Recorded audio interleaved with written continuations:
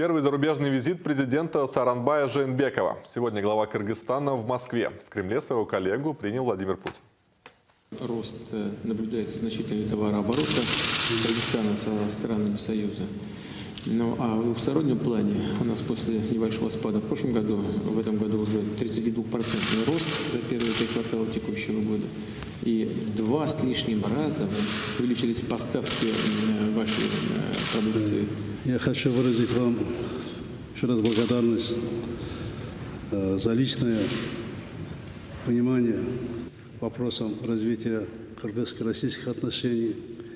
И со своей стороны я приложу максимум усилий, чтобы эти наши союзничества, стратегическое партнерство укреплялось. Сооронбай Жээнбеков ранее пообщался с Дмитрием Медведевым. Российский премьер также выразил уверенность, что Россия и Кыргызстан продолжат курс на укрепление двустороннего сотрудничества. Успехов в этой непростой работе.